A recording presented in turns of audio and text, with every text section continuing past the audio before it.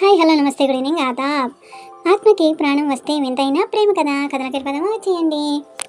మురళి జీవితం ఉదయం సన్నివేశం. Silent colony road. మురళి తన ఆటోలో వెళ్తున్నాడు. ఒక సాదా సీదా మనిషి. కంపెనీలో పనిచేస్తూ సాయంత్రం ఆటోలో ఇంటికి వస్తాడు. తన తోటి వర్కర్స్తో నవ్వుతూ సరదాగా మాట్లాడుతూ రోజులు గడిపేస్తాడు. ఒకరోజు వర్క్ ఎక్కువగా ఉండడంతో అందరూ ఆలస్యం అవుతారు. అప్పుడు వాళ్ళందరినీ దేవెట్టేసి మురళి ఒక్కడే తను ఇంటికి బయలుదేరతాడు. అటు రోడ్డు బాగోలేదు, గతుకులుగా ఉంది. తను వెళ్ళేది చాలా దూరం. అయితే తన తోడు ఎవ్వరూ ఉండరు, ఒక్కడే కదా సరే అని చెప్పి వేరే రూట్లో వెళ్తూ ఉంటాడు. మురళి ఒక్కడే కదా అని చెప్పి ఏదో పాట వేసుకుంటూ టైంపాస్ అవుతుందేమో అని పాటలు వేసుకుంటాడు. పాటలు వింటూ వెళ్తుండగా అకస్మాత్తుగా ఏదో అలజడిగా రేపుతుంది తన గుండెల్లో. ఏంటి ఎలాగా అవుతుంది అనుకుంటాడు. బండికి ఏదో అయి ఉంటుందిలే, మా పొద్దున్న చూద్దాం అనుకుని ఇంకా ఆలోచించకుండా అలాగా పాటలు పాడుకుంటూ వెళ్తూ ఉంటాడు. మళ్ళీ కొంచెం సేపు ఎవరో తన శ్వాస విడుస్తున్నట్టు అనిపిస్తుంది మన మురళికి. అయితే ఎవరో కూర్చున్నట్టు అనిపిస్తుంది. తిరిగి చూస్తాడు. ఒక అమ్మాయి చిరునవ్వు నవ్వుతూ కూర్చుంది. మురళి ఆశ్చర్యంగా, అరే నువ్వు ఎవరు? నేను బండి ఎక్కడా ఆపలేదు కదా. ఆమె మెల్లగా నవ్వుతుంది మాట్లాడుతూ. మురళి కొంచెం భయపడతాడు. ఇంత చీకట్లో ఈ అమ్మాయి ఎవరు రా నాయన, నా బండి ఎక్కి కూర్చుందని అనుకుంటాడు. అప్పుడు ఆమెతో అంటాడు, నువ్వు ఎలా ఎక్కావు?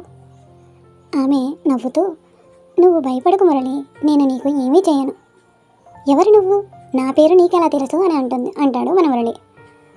తెలుసు మురళి, నేను ఒక ఆత్మను. నువ్వు ఆత్మవా?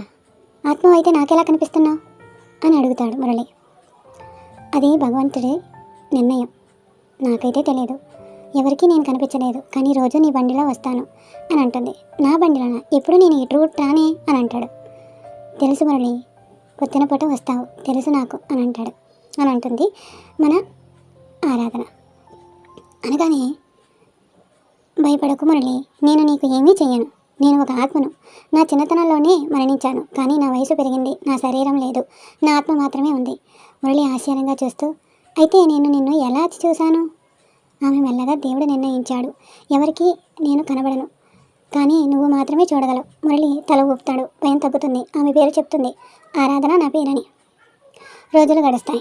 మురళి ఆరాధన ఇద్దరు ప్రతిరోజు మాట్లాడుకుంటూ నవ్వుకుంటూ ఉంటారు. తన తోటి వర్కర్స్ మురళిని చూసి, ఏంటి వీడికి పిచ్చెక్కిందా, ఇలా ప్రవర్తిస్తున్నాడు ఏంటి అని అనుకుంటారు.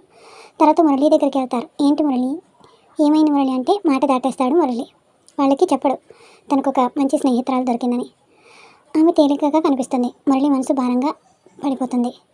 ఆరాధన అంటుంది, నా జీవితం ఇక్కడితో అయిపోయింది మురళి, నేను నీకు దూరం అవుతాను అనంది ఆరాధన.